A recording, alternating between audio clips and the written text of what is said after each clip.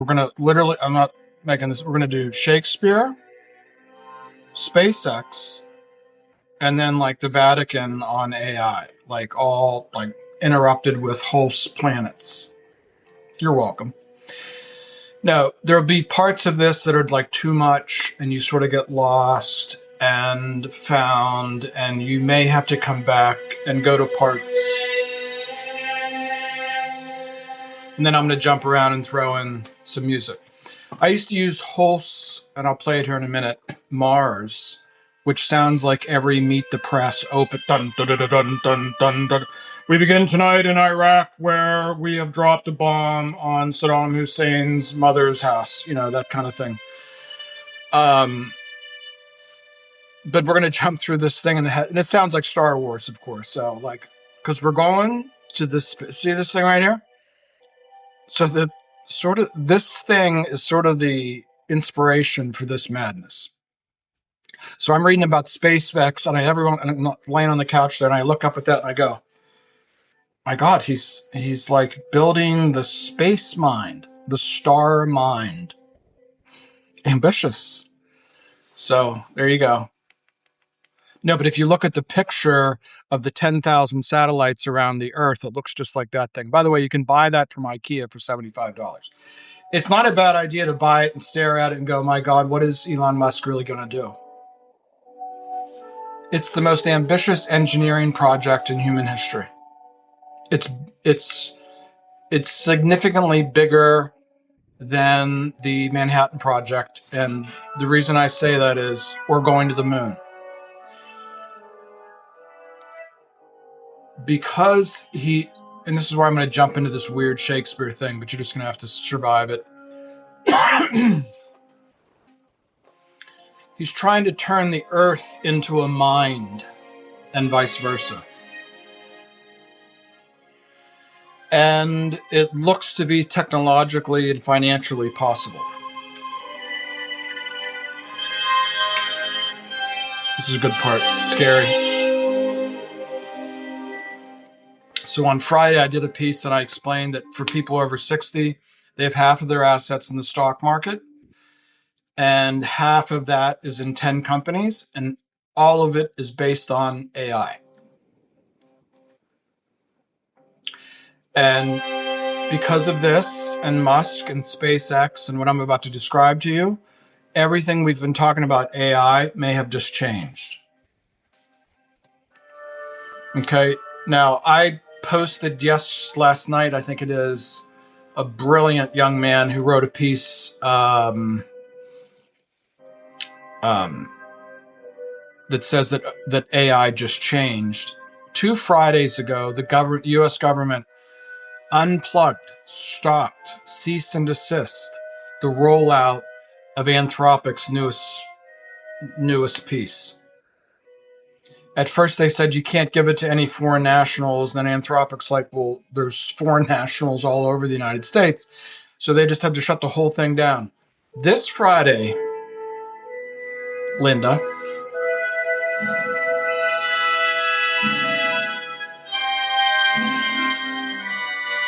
oh yeah. Huh? This is fun, isn't it?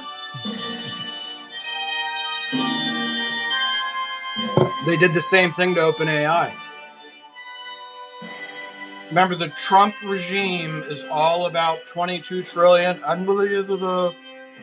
We did the deal. Nobody thought we could do the deal, but we did the deal anyways. This crazy $22 trillion thing. Thank you, host.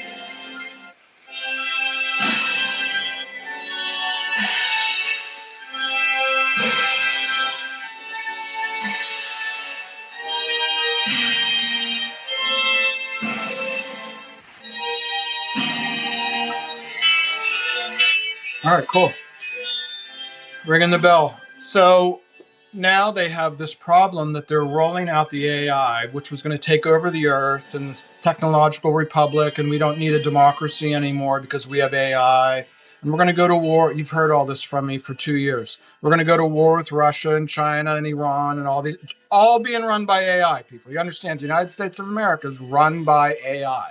The people on TV are just like crisis actors. They're just They're just players on a stage, as we shall see. They are yet but ciphers and crooked things. There's a thing I'm going to read in Shakespeare here in a minute. You're going to hear about this crooked thing. It's a comma. I know we're all over the place, but the reason you have to talk in this like bizarre Gothic language is because this project is unlike anything that's ever been conceived on Earth. It's bigger than Manhattan Project, bigger than Columbus trying to sail to Asia, bigger than the Armada, invasion of Russia by Napoleon, whatever. Okay? So now, if you'll indulge me, that was Saturn, by the way. It's a really nice piece of classical music, and it's really something if you don't even really like classical music, but it sort of sounds like Star Wars, so you sort of get into it. All right, so I'm going to read. Should I play it or read it first? I think we'll play it first, and then I'll ruin it for you. So this is Derek Jacobi in, I think it was made in the early 90s, and Kenneth Branagh plays Henry V. I'm not really a big fan of his, but that's okay. But it's a very easy movie to watch. It's fun. It's big horses and guys in armor and shit, and it's a lot of fun. But here's the opening thing. Now, I know if you're not familiar with Shakespeare, it's like really hard. You'll probably get like 40% of it, but then I'm going to blab a little bit and explain it to you. But it sort of sounds like what is the most insane thing we could possibly put on the stage? That's sort of the theme here. So fire that would ascend the brightest heaven of invention. I know you can't see it. That's the point. He's holding a match.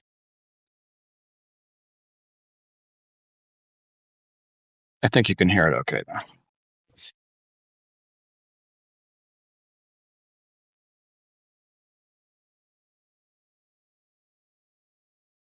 A kingdom for a stage, princes to act, and monarchs to behold the swelling scene. It's on YouTube. Then should the warlike Harry, like himself, assume the port of Mars, and at his heels, leashed in like hounds, the famine, sword, and fire crouch for employment. But pardon, gentles all, the flat, unraised spirits that have dared on this unworthy scaffold to bring forth so great an object. Can this cockpit hold the vasty fields of France? Or may we cram within this wooden oath the very casks that did fight the air at Agincourt? Oh, pardon. And let us, ciphers to this great account, on your imaginary forces work. For 'tis your thoughts that now must deck our kings, carry them here and there, jumping all times, turning the accomplishment of many years into an hourglass. For the which supply, admit me, chorus to this history. Who, prolong life, your humble patience pray, gently to hear, kindly to judge.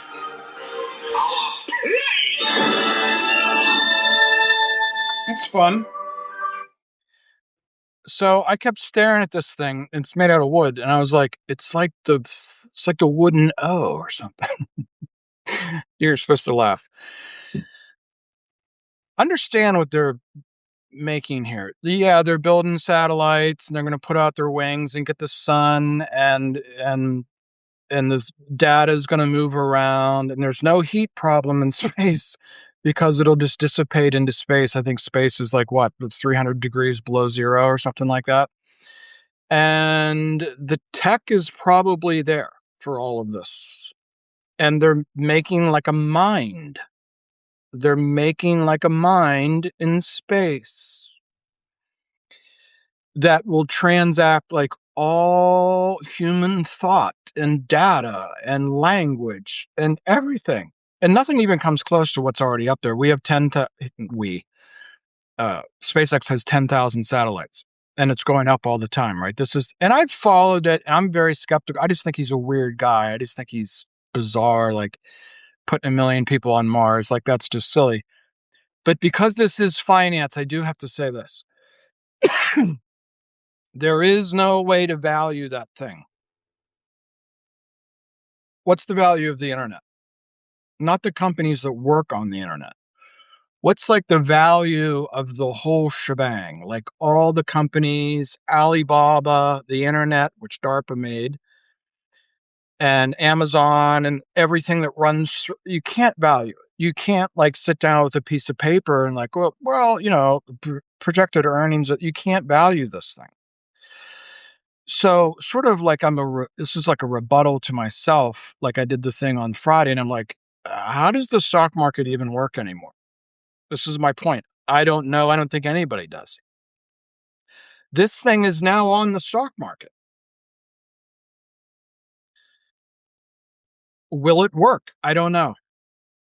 The hardware software thing, as I'm about to explain, is very doable.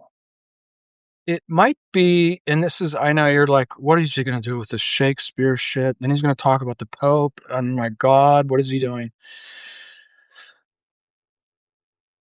The question is more about like, why do they have to like hold Anthropic and OpenAI back? And then they're going to go build the space mine, the star mind. Well, who's going to like run this? I don't know. But the valuation question is one that you can just throw out the window.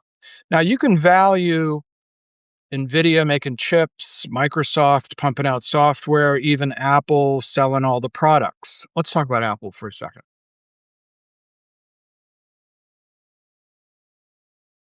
Okay. Yeah. Okay. We're going to go, Kenneth Branagh.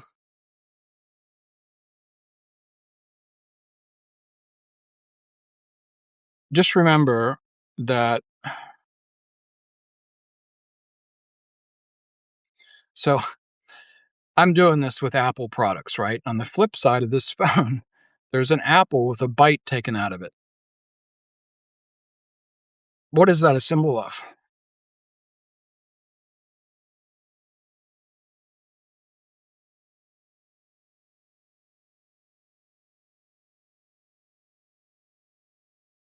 It's clearly the Garden of Eden, the right, Adam and Eve and all that. Why is this not reloading?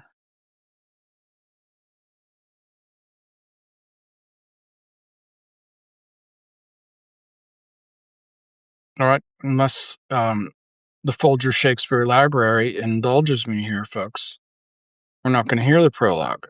Why is that not loading? So in that speech, there's a couple things that I'll just point out. I can do it from memory. He used the word imaginary puissance, which is obviously a very French word. It's like imaginary power. It's all the imaginary power of the human brain will float around inside that thing. All art, metaphysics, quantum computing, everything you can. It's not a god, but it's sort of like a god, right? So the guy, his sidekick from PayPal, Peter Thiel, does these speeches about the Antichrist. So this is why we have to call this thing God, man, and machine. This is a machine that is not really going to touch the face of God. The AGI thing, nobody talks about that anymore. It's not going to have consciousness, but it's like this giant wooden O, this where all of our imagination will live, surrounding the earth.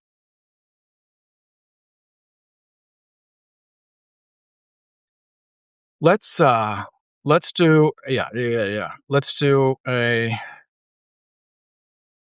musical interlude. Now, of course, we don't have a Mr. Now you can use your. We don't have a Mr. Snardley, so every once in a while we're interrupted by a annoying YouTube commercial.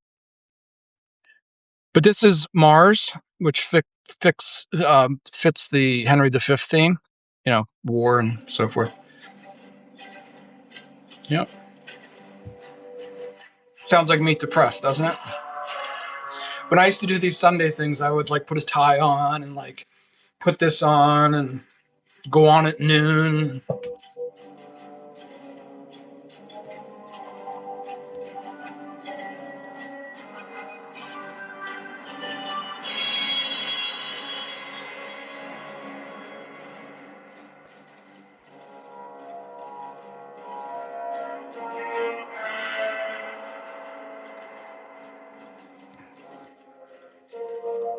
Need a little break. Go make a drink or something.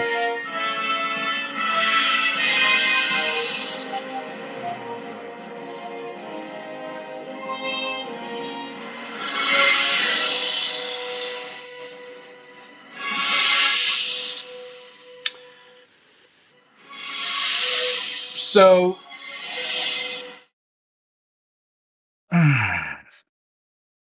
let's get into the SpaceX thing.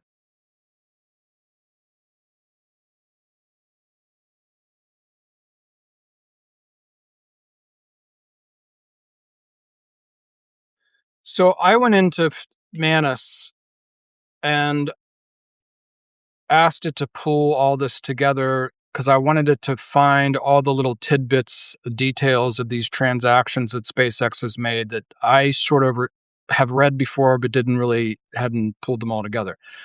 And what I did is I stole the title from the book about Ethereum, The Infinite Machine, because this is an infinite machine.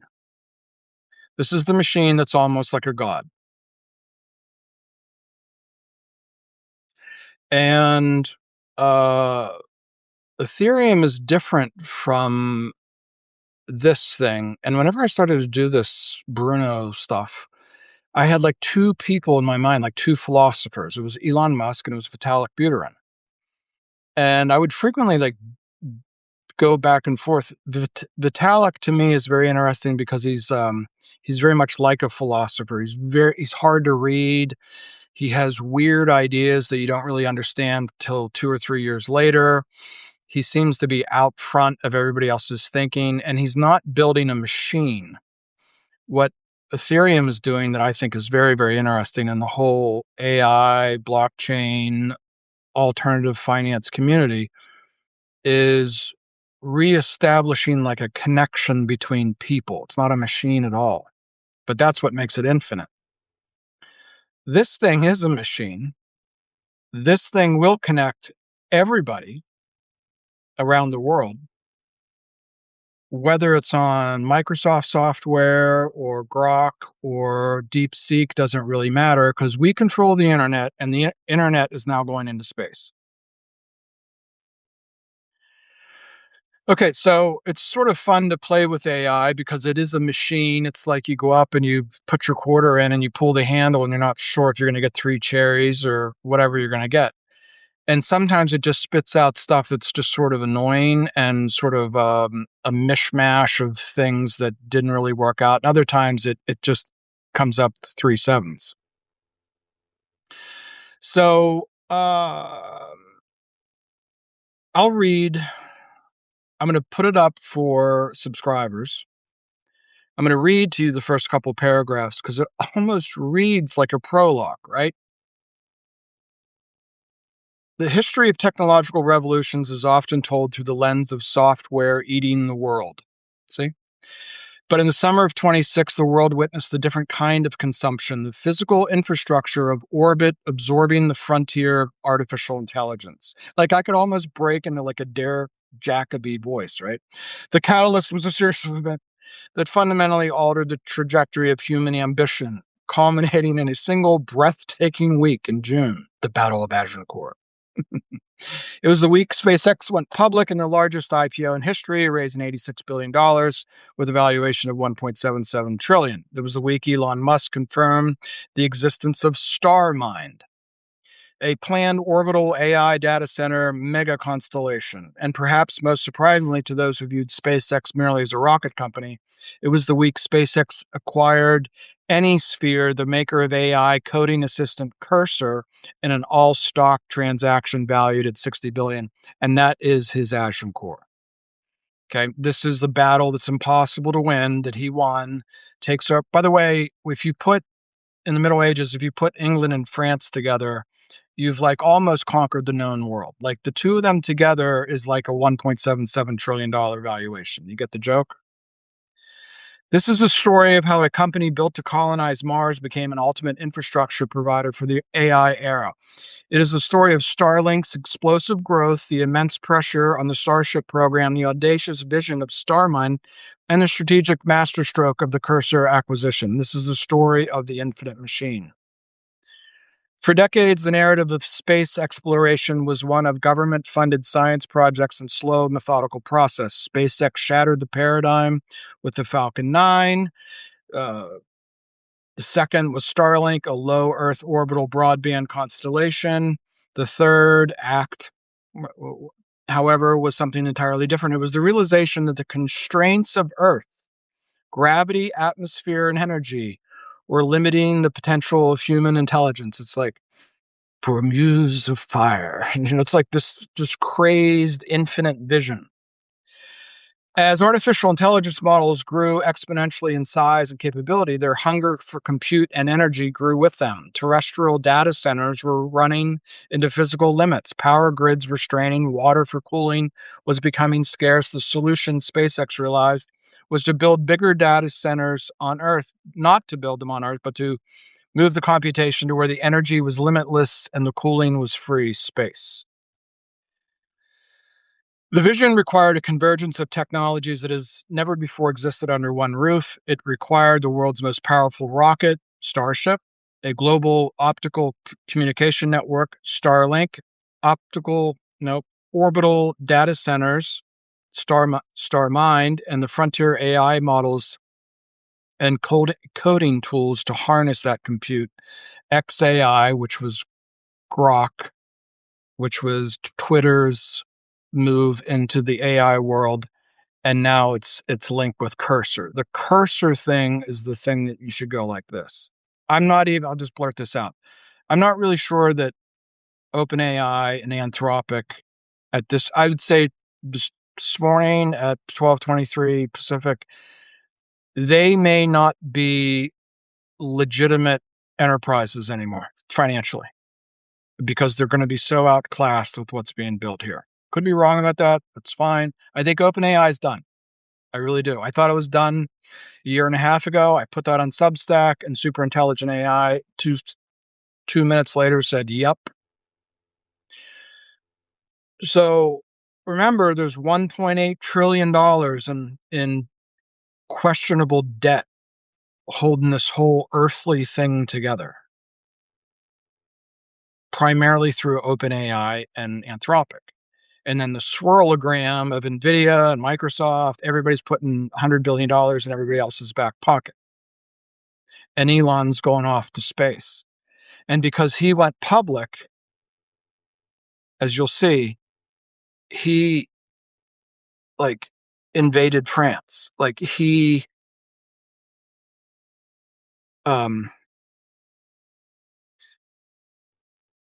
didn't have the $60 billion to buy Cursor, by the way. Starlink, let's get into that. Okay, so let's do the numbers. Starlink has 10 million subscribers. They lowered the price from $99 and $23 to $86 and $25 down to $66. And they have $4.4 billion in profit. This is Starlink. This is a real company that makes real money, and money actually goes into the checking account. It's $4 billion. It's decent work if you can get it. OpenAI and Anthropic are just burning through cash, right? The chips are just being burnt out in the desert in Texas, right? Everything else is burning through capital. we won't go into the SpaceX thing, but they have like a flying pickup truck that goes up and comes back down and just keeps delivering satellites. There's now 10,000 satellites. It's like the fucking Amazon truck running around San Diego delivering packages. It's fucking believable. It doesn't really make any money, but its ability to expand and scale. Remember this word hyperscale? So there's two sets of hyperscalers. There's now hyperscalers in the West Texas desert. There's other places, but heat, water, and there's hyperscalers in space. Chapter 3 is the star mine, the orbital data center. Hold on. I'll just give you a paragraph. Starmine represents the ultimate convergence of SpaceX launch capabilities, Starlink's optical cross-link communication network, and the insatiable global demand for AI compute. It is a bold bet on the future of computation lies. It is a bold bet that the future of computation lies not on Earth, but in the limitless expanse of orbit. But hardware in orbit is only half the equation. To build an AI empire, you need the software, the models, and the developers. You need the code. And in the summer of 2026, the code was in crisis. Let's see if we can pull this off. The code was in crisis. Mr. Snardley, we need some new music. Let's see if we get it without a stupid... No, we're going to get a YouTube ad. We'll just... Of course, it's Geico, because I hate Geico. So, Mr. Snardley comes through. This is Uranus.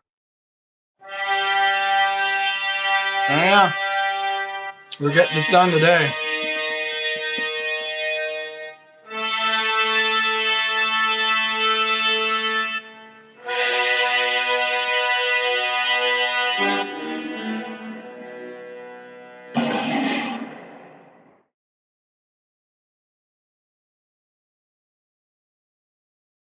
Cursor was more than just an autocomplete tool. It was the true AI pair programmer. It could understand the context of an entire code base, suggest complex refactoring, and even write entire functions from scratch based on natural language prompts. It boasted over, this is the part that really caught me and I went, holy fuck. It boasted over 50,000 enterprise clients. Cursor had 2/3 of the S&P of the Fortune 100 or Fortune 500. It boasted over 50,000 enterprise clients, representing about 2/3 of Fortune 500 companies. Developers using Cursor were generating 150 million lines of enterprise code daily. This is the Archers of Agincourt.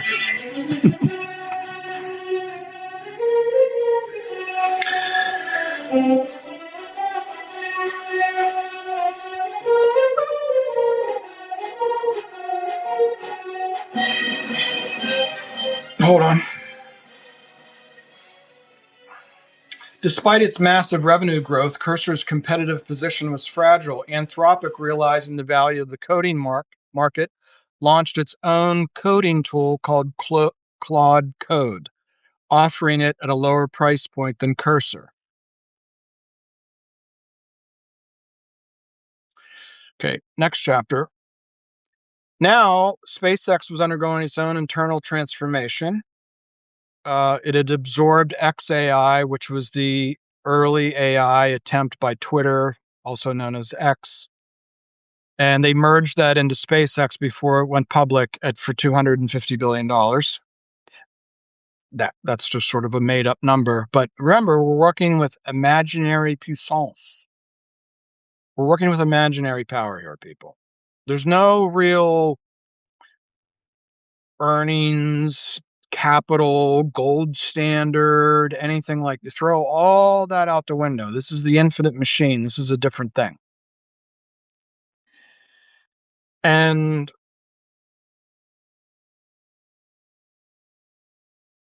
Furthermore, to improve the Grok models, particularly for coding tasks, SpaceX needed high-quality real-world data. Synthetic data, code generated by AI to train other AI, could only take a model so far. The models were beginning to suffer from model collapse, literally like a hallucination, like the thing would go insane. A phenomenon where AI trained on AI generated data begins to degrade in quality, like dementia. SpaceX needed talent, it needed data, it needed an application layer to interface with developers. Cursor needed compute, and it needed a way out of its margin trap. The pieces were falling into place for a monumental transaction. This is fun, by the way.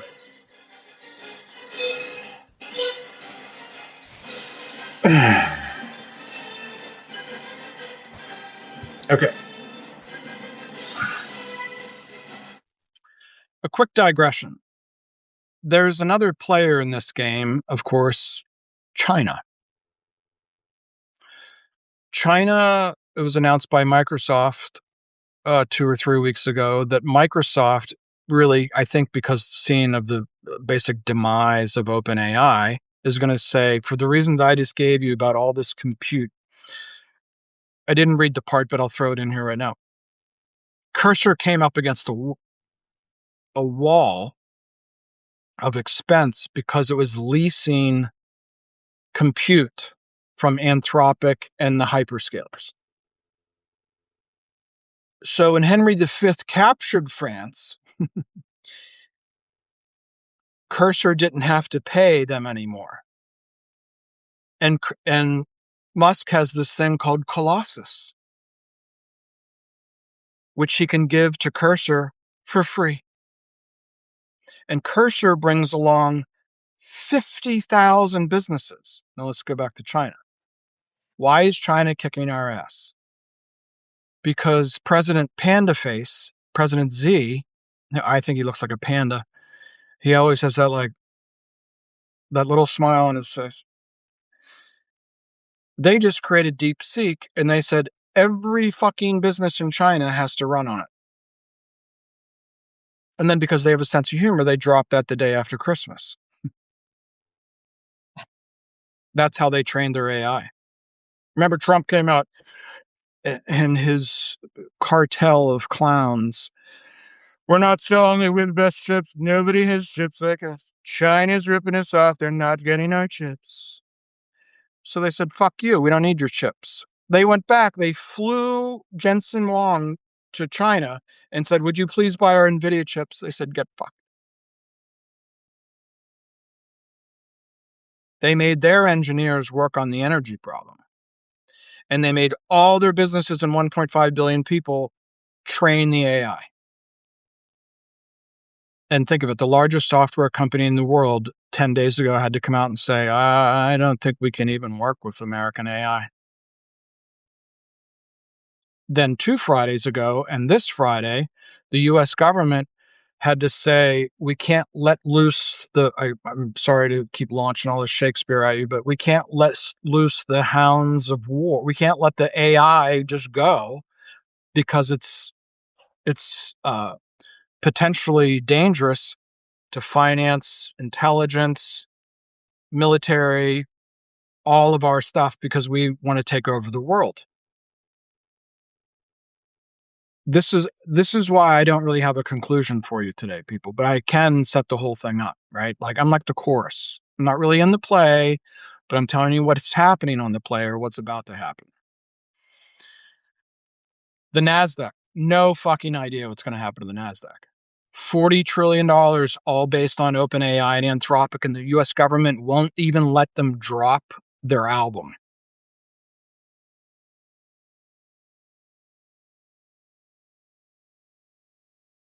So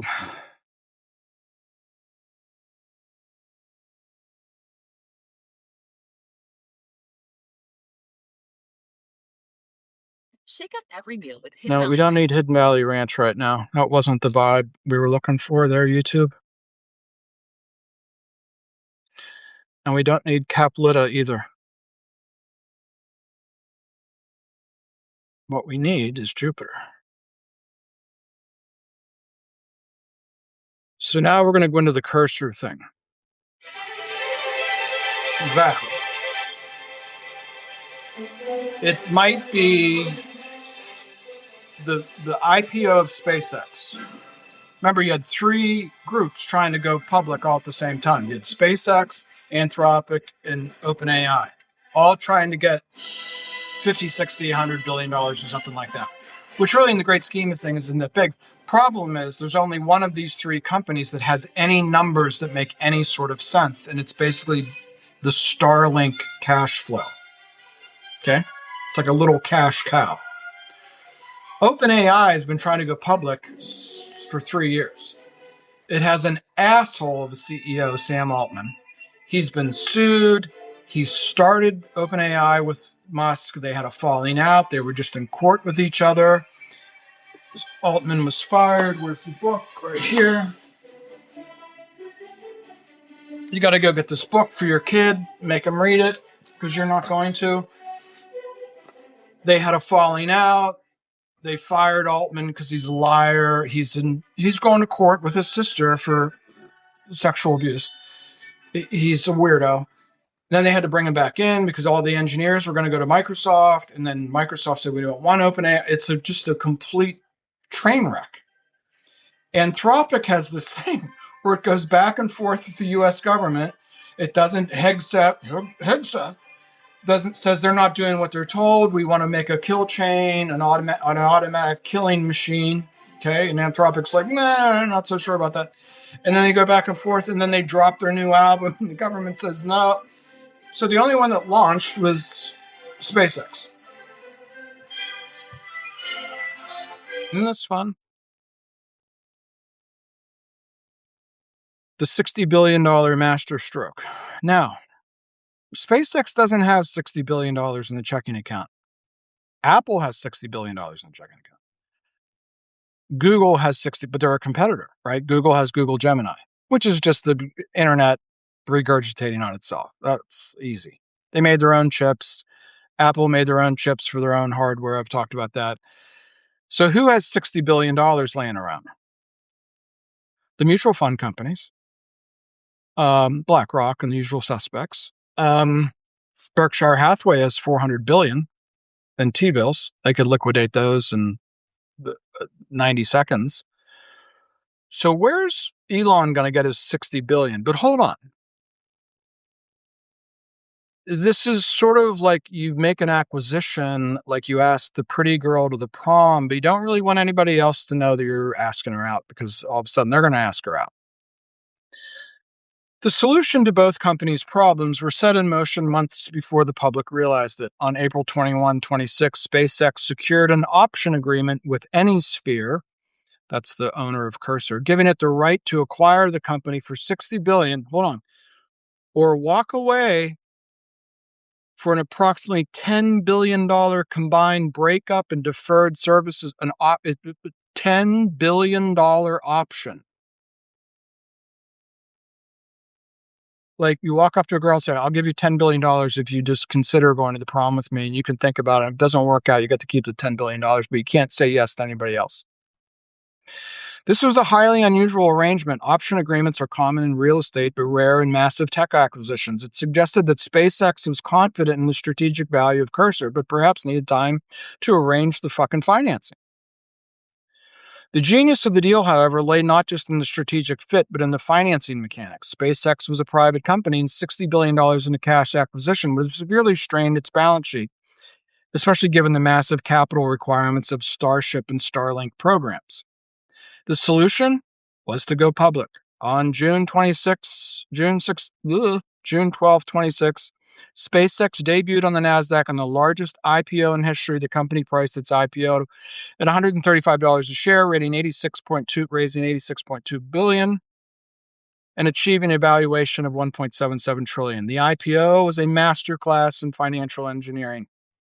It provided SpaceX with a massive influx of cash to fund its operations, but more importantly, it provided the company with a liquid, highly valued currency, its own stock. The market response was explosive. Investors eager for a piece of the company, and AI boom piled into the stock. 4 trading days later, on June 16th, the stock closed at 192. In those 4 days, SpaceX added roughly $740 billion in market cap, pushing the company past $2.7 trillion in a total value, making it the 4th most valuable company in the U.S., topping Amazon and Microsoft. Hold on. The math was staggering. Unbelievable. The entire $60 billion deal was covered by less than 1/10 of the market cap gains from SpaceX's 4 days of trading. The $60 billion came out of nowhere. It's imaginary puissance. Elon Musk got $60 billion. There's a thing in Oswald Spengler says when an American tycoon writes down, I think he says $10 million, it exists. Like the imaginary world of Shakespeare, Musk has put this whole fucking thing together with no money, with no real cash. At roughly 15 times revenue, the multiple was high. But for a venture capital thing, 15 times revenue is not insane. The problem is we have big publicly traded companies trading at 10 times revenue. That's a problem. But venture capital, no. At roughly 15 times revenue, the multiple was high, but the strategic logic was undeniable. SpaceX brought Cursor out of its margin trap. I've already explained that. Mainly, it needed to buy compute, rent compute, and the power consumption was ruining its ability to make any money, providing the startup to access to xAI's Colossus supercluster to train its proprietary models. Cursor no longer had to pay Anthropic's retail prices. It could train its own models on SpaceX hardware cost. It's like Michael goes to Vegas and says, I'm buying you out, Mo Green. Come up with a price. And Mo Green says, go get fucked. And the implication is, well, Mo, you're either going to come up with a number or I'm going to shoot you through your glasses.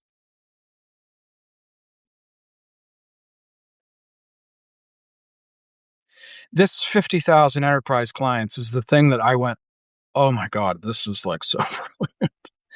In return, SpaceX acquired the real-world coding data of 50,000 enterprise clients to feed into the Grok training pipeline. The data was the fuel needed to push Grok past its competitors, who the government won't even let them drop their latest albums. Furthermore, SpaceX backfilled its engineering ranks with the talent behind one of the fastest growing software products in history, filling the vacuum left by the departing xAI founders. To the breach once more. It's like that kind of thing going on. The acquisition was a strategic masterstroke, a perfect alignment of needs and resources executed with flawless financial timing. The application layer, the intelligence layer, the compute layer, the network layer, the transport layer. Now, there's an epilogue. There's an epilogue in Henry V, too. Isn't this fun?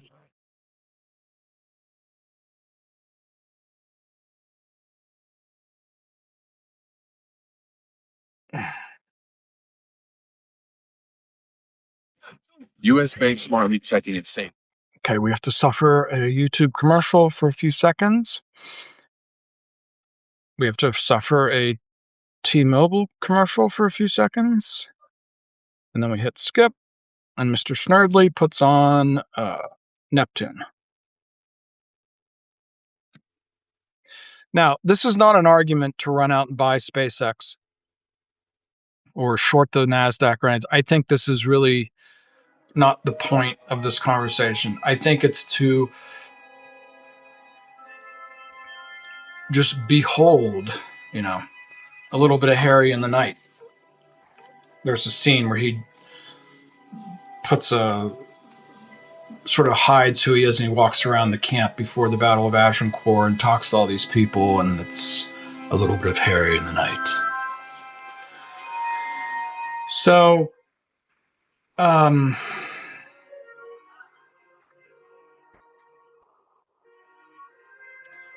Financially, this is actually very, very interesting because there's going to have to be, over the next 20 years, there's going to be this massive restructuring of all this valuation of stocks and equity and everything. I don't even know if this thing works. It sounds like it does. What's the valuation if it does work? I don't know. Nobody knows. Okay.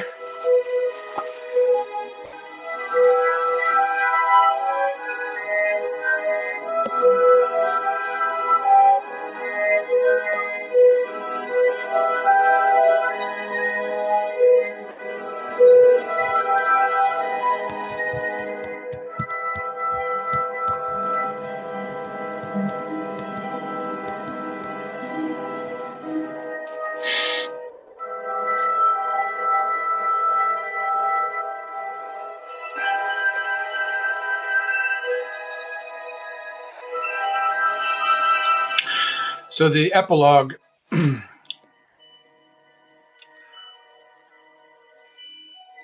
cool music, huh? I'll do a little Derek Jacobi for it. Thus far, with rough and all unable pen, our bending author, that's Shakespeare, hath pursued the story in little room confining mighty men. Like he's just sitting writing this whole thing out. There's a reason I'm going through this, so stay with me. Mangling by starts the full course of their glory. Small time, but in that small most greatly lived this star of England, fortune made his sword, by which the world's best garden, France, he achieved, and of it left his son, imperial lord. So Henry V died early. He had these horrible wounds from jousting that crushed his vascular system in his legs and had like these pussy things for the rest of his life. It's like unfucking believable. Any wonder he conquered France. Henry VI, who is another Shakespeare play, in infant bands crowned king of France and England, did this king succeed, whose state so many had the managing. Too many people, too many chefs in the kitchen, that they lost France and made his England bleed in civil war. So he lost the whole thing. Which oft our stage hath shown, and for their sake, in your fair minds let this acceptance take. So at the end of it, and then he says, which often, our stage has shown. Me, the author, and the Globe Theater has shown that all just falls apart sometimes. But hold on. This is why I'm forcing you to go through this. So the epilogue isn't about Henry V. I mean, it eventually gets there. The epilogue is about Shakespeare. Because of what he's really explaining to you, and this is the beginning, this is where the epilogue comes, is this whole thing is like on your minds. And that's why, like, the character, the people on the stage running around in different, uniforms, they're meaningless. And then he's implying, what you really should get out from this is, really the Henry V that you just heard is all from the brain of Shakespeare. It's just this fucking guy from Stratford. There's a guy on Substack who writes things about Shakespeare and says it was written by Francis Bacon. That's not true. Someday when I have a little bit time in my hands, I'll explain why that's silly. But you've been, like, you couldn't make this up. Mr. Schnerdley, way to go. So if you go watch Kenneth Branagh, it's an easy thing to watch. There's horses and armor and pretty women and so forth. It's an easy movie to watch. And, but the whole thing is just the language, the mind of Shakespeare. See where I'm going with this? Isn't this fun? Musk is building like the world's biggest Globe Theater. a globe theater to encompass the earth. Yeah, you were questioning, is he really going to try to do all this? And the answer is yeah. And this angelic music is going to lead us to the next piece, which is about God, the Vatican, and AI. And I got 9 minutes left, and I can probably pull this off in an hour. So let's see if we can do this.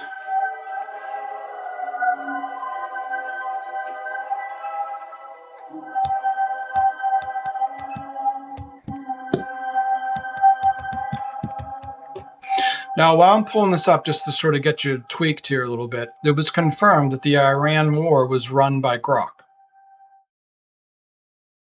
It's not Hegseth. It's not Trump. It's not Netanyahu. It's Grok. Grok killed those girls at that school. Who knows? I don't know. The code went wrong. Maybe they wanted to kill some girls. Maybe they wanted 170 girls to be killed to see how we all react to it. This Ranger offers over $1 million. Mr. Schnerdley.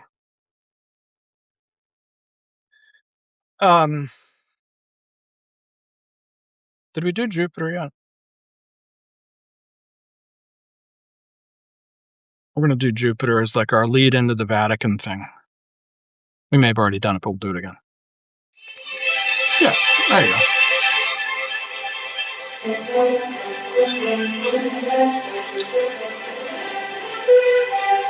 So 1.7 million Ukrainian men have died in Ukraine.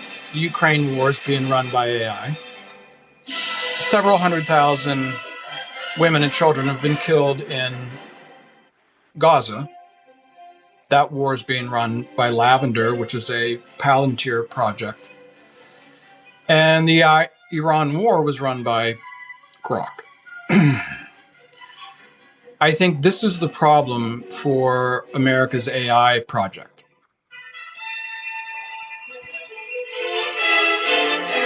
Sounds like Meet the Press, doesn't it?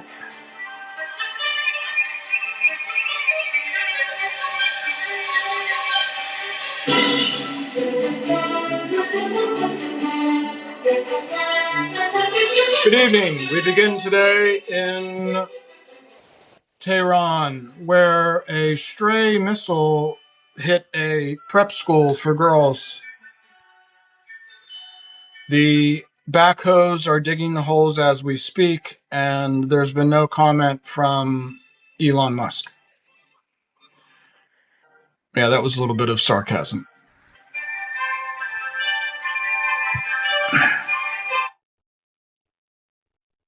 All right, so there's a nice review of the Pope's first encyclical, Magnifica Humanitas. And it's on the Ascension Press, which is like a Vatican-oriented Catholic kind of thing. And it's called Everything You Need to Know About Magnifica Humanitas. Now, obviously, that means magnificent humanity. Really? I was going to put it up on, whenever I put this thing up, I'm doing this crazy thing, God, Man, and Machine. And I was going to reference it. The third part, the part that I'm doing now, I was going to call Magnifica Deus, which is Magnificent God. Right? And we have the other book that I always like to refer to called Homo Deus, which is Man God. Well, this is pretty close to that. And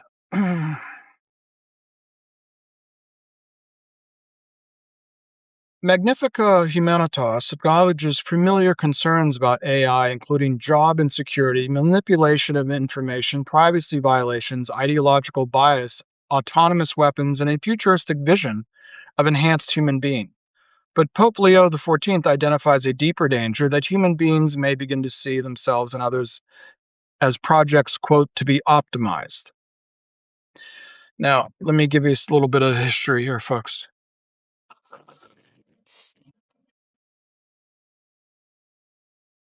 he named himself Leo the 14th after Leo the 13th, who did it. I think the name comes down here. It doesn't come to me right now, about industrial capitalism. And the system was just going to become like a giant machine, whether it's capitalism or communism, just to grind through people, right? In Western PA, the joke is when the great-grandfather would go down in the mine, they'd say, make sure that mule comes back out of the mine. How does it go? Make sure that mule comes back out of the mine. I have to pay for another one of those, but if you die today, I can just get another worker. And then, of course, in communism, it just had tens of millions of people murdered in gulags and work camps, of course. And the Nazi Party was the same way. That's really what created the Holocaust, with these work camps and everything. And everything's just to be optimized. Well, I've already just told you that they're training AI on little girls in Iran and in military-aged men in Ukraine. There's none of those left, by the way. You understand, there's no military-aged men in Ukraine. They're all dead. And hundreds of thousands of women and children murdered by lavender with 1,000-pound bombs, all brought to you by the U.S. Congress. There's no mention of any of this in Magnifica Humanitas.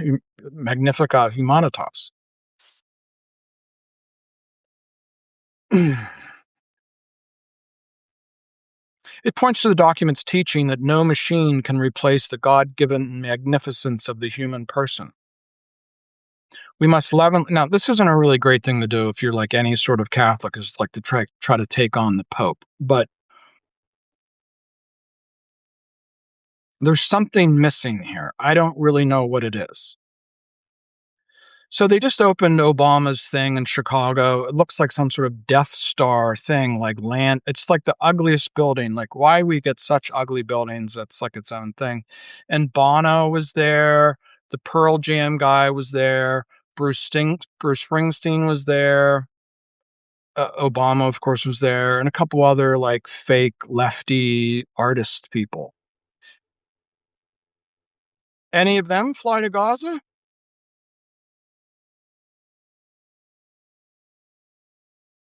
Bono's whole thing, his whole fucking career is like, goes on stage with a white flag and, the end of the Cold War.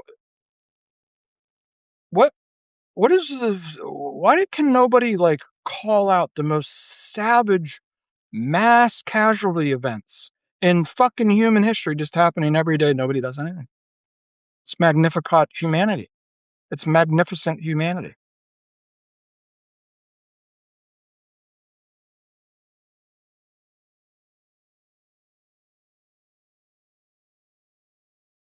There's talk about the Tower of Babel. Yeah. There's rebuilding the walls of Jerusalem under Nehemiah, rebuilding of Jerusalem on earth. Pope warns against Babel syndrome, the idolatry of prophet that sacrifices the weak for uniformity that neutralizes differences.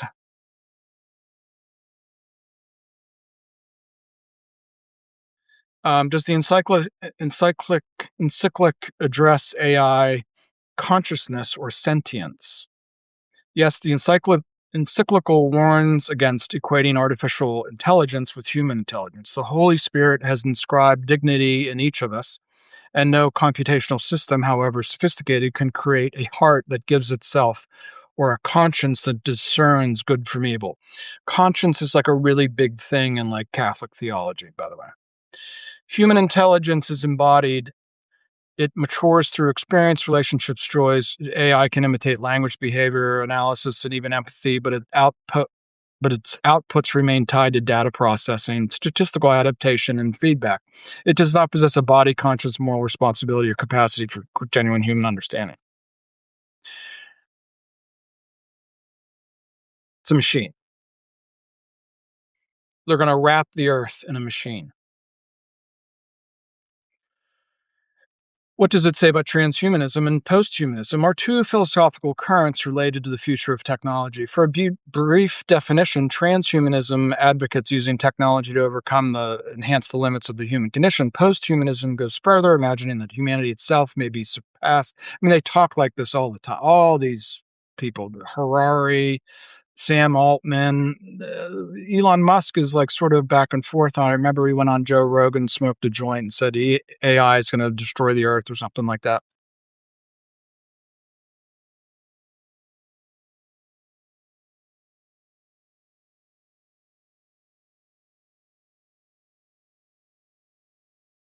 Okay, this is what precedent. I like to give you the historical things that exists for the Pope to address these technological issues. It is common for popes to address the social, moral, theological dimensions of new technologies. Pope Pius the XII's Miranda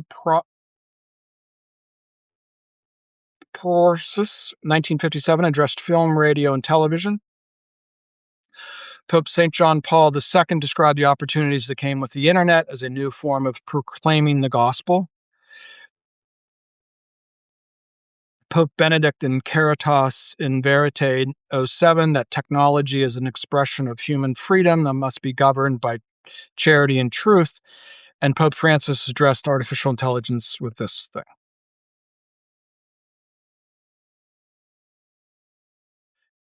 Again, this is called Rerum Novarium of new things that Pope Leo the 13th did in like around 1860, like as the Industrial Revolution was taking over the world.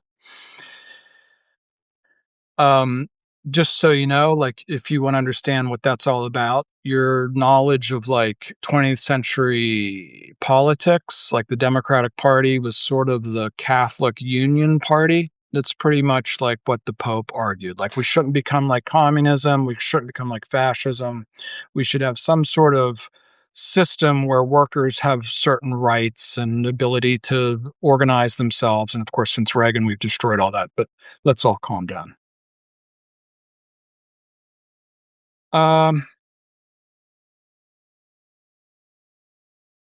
Yeah, here's probably a pretty good place. It's hard to beat St. Augustine. And remember, the Pope is an Augustinian, but like some famous guy, I think it was Bertrand Russell, said all Western philosophy is just footnotes to Augustine. It's very fun.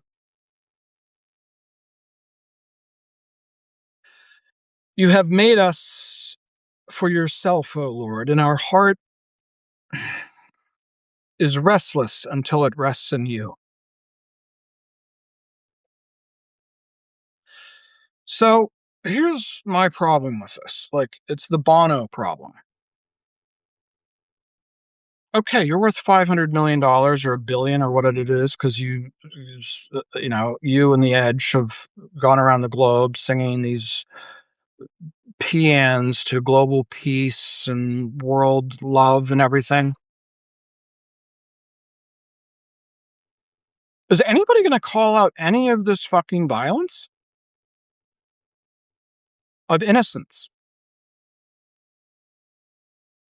I'm not really on board with the whole magnificent humanity thing. Who the fuck is going to call out the just infinite violence that comes out of this machine? Palantir, Kill Chain will spray you with fentanyl piss. And this is the problem they're having with the AI, is because their own, oh yeah, empire of AI is contradicting itself. What do you mean? Well, they're sort of trying to take over the world with AI, but the AI might take over the world. I don't understand.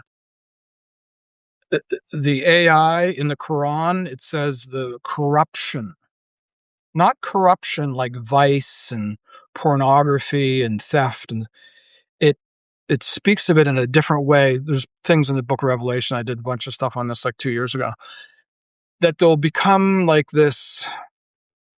Well, here's a good example. Magnificent humanity. have you noticed in your own world, like friends and family completely disconnect from each other? Children don't talk to their parents. Parents don't talk to their neighbors. Longtime friends don't speak to each other anymore. Maybe about Trump. It may be about an inheritance. It may be about, he got drunk and made a pass at my wife, whatever it is. It says that in the book of Revelation. It says in the end times that humanity won't even be human.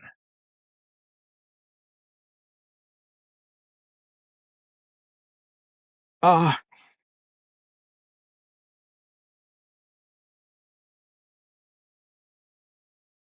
so, uh, remember the Catholic Church had a rough time with this German guy named Martin Luther. There's a little bit of a kerfuffle there. And you remember what it was about? It was not about the Pope. It was not about theology. It was about money. It was about the indulgences. And he sort of freaked out about this. And the kind of inhumanity that these like bloodsucker people would float around Germany and tell people, your grandmother's in hell, but if you write us a check, we'll get her out. Like it was that raw. It was like that absurd. Something like when the gold piece and the something rings, the soul from purgatory sings, or something like that. There's just in the Western world, there's just sort of an incapacity for any kind of opposition to fucking anything. Like Elizabeth, you've heard me, like if you followed me for some time, like AOC and Elizabeth Warren and Hillary Clinton, and like the whole fake left, pseudo left, as Harold Bloom liked to go. Even the Pope, magnificent humanity. What fucking part of Gaza didn't you pay attention to? There's no like what happened to the big scary God guy? Remember him? There's no conscience. There's Bono and like big stadiums of bullshit. Why don't the four of them fly to fucking Gaza and walk around a little bit? Obama's worth $500 million. Bono's worth like over $1 billion. Bruce Springsteen's worth $1 billion. And they go like have like their nut fluff in Chicago with each other and feel warm and fuzzy about each other. God, man, and machine. There's something wrong with this. There's something missing. I'm going to just go out on a limb here and say it's some sort of spiritual emptiness, some sort of God. We got rid of God. By the way, let's finish with this. The reason I do these things, and I think people like them, but I also like scare Americans. Like people are just like, it's almost like you're not really one of us. That's correct. And it's because I read so much German philosophy that I sort of don't completely. I can't take Tucker Carlson seriously, like with this fake white male thing, like we're the Christians and the founding fathers and what went wrong. Like I'm just so over that I can't even tell you about it. And if you're a believing person or a non-believing person or a literary person or whatever, go actually read the thing that Nietzsche wrote about God is dead. It's much more complex than just saying God is dead. It says God is dead and we killed him.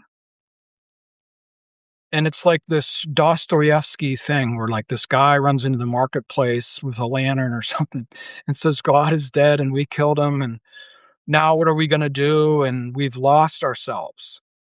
It's a much more humane. It's not just a crazy German guy saying God is dead. That's too simplistic for Nietzsche. But there is something missing here, people. There is something missing. And if we just keep expanding the power of our own violence, China doesn't do that. China didn't build DeepSeek to murder little girls somewhere.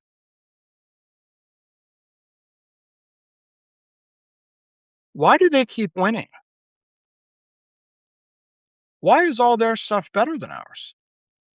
We have trillions and billions and zillions and trillions and unbelievable with these deals. We have unbelievable deals. Loser. What we have is loser America. Magnificent humanity, my ass. There's no fucking humanity in this. If it's just going to be used for violence and surveillance. And now the US government can't even let the thing grow. They can't even let like the next album drop. So I don't know. We're going to build the star mind. I don't know if that works. What I'm afraid is this.